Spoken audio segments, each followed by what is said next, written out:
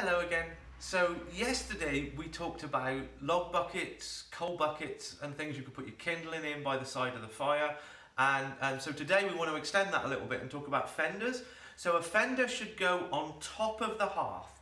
So the job of a fender is to stop any combustible material rolling off and leaving that hearth, getting on the carpet or the wooden floors.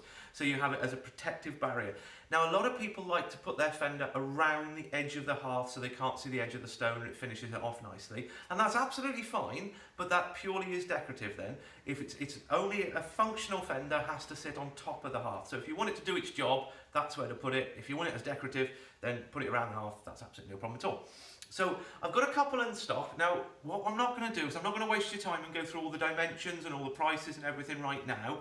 So I'm going to put together a post for you that's going to go this evening at 7:15, 7:15 this evening, and that'll have all the details of all the fenders that we've talked about today, and the measurements and the sizes and the prices and everything there. It'll all be in there for you rather than me waste your time now. So we'll just quickly look at what we've got. So this one is brass, it's late Victorian, it's the only extendable fender that we've got in the shop at the moment, and that's because this bar in the centre here, it slides in and out there, so it's a variable width fender which can be really useful if you're trying to find one for an awkward shape, an awkward style and size of hearth. So here we've got one. This is really Art Deco. This one's chromed up. Now this really reminds me of the back end of a Cadillac or something like that. It's a real showstopper, eye-catching type of fender. So if you want something that's going to grab people's attention, this one could be the one for you.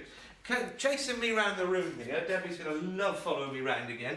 This is late Victorian arts and crafts. This one's professionally polished. You can see it's much higher than the usual fender.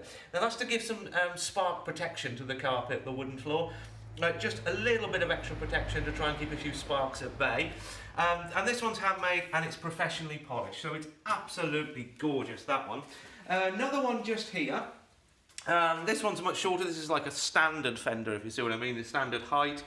You've got some lovely decoration here. This one's Victorian again. And again, we've sent this off to the professional polisher and it's got a real nice sheen to it. We're still going around the room and I've got another spark guard fender here. This particular one is Victorian. It's got the depth to it, and I say that's to prevent some sparks. But this one's all pierced. It's a lovely, lovely bit of decoration on that. That's got some real style to it. Then just over this way, this particular one is steel. This one's arts and crafts. I think this one's absolutely gorgeous. I really do like the style on that. Reminds me of like crocodile skin or something like that. And obviously being steel, no crocodiles were harmed. The next one round this way is Victorian brass again. Again, this one's been to the professional polisher, so it's got a real nice sheen to it. If Debbie zooms in on the corner, there's a lovely, lovely bit of decoration. It's the same on both corners.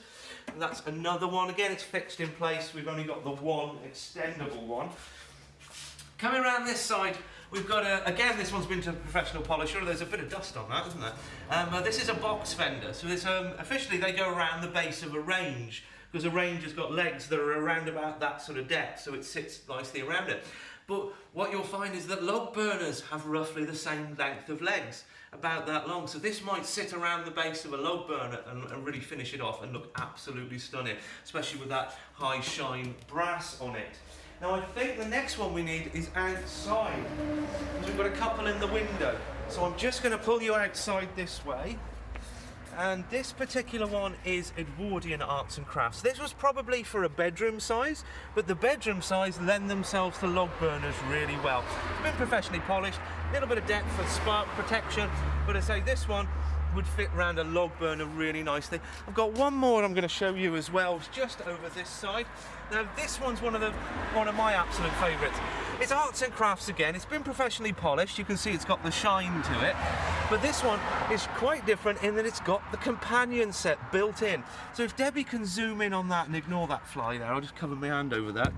Oh, and then you see the decoration on the shovel itself? There you go, absolutely lovely. So it's all arts and crafts and the companion set is built in. So that'll save you a little bit of money as well. And the other thing is I have also got a lot of cast iron fireplace fenders, but they're all unrestored and they're currently tucked away in the workshop. So if you do want a cast iron one, do come and talk to me about those. There's a number of options available. So that's all the fenders. Don't forget that the post is 7:15. It's going to have all the details in, and you can see all further details and measurements and the prices and everything there. Thank you very much.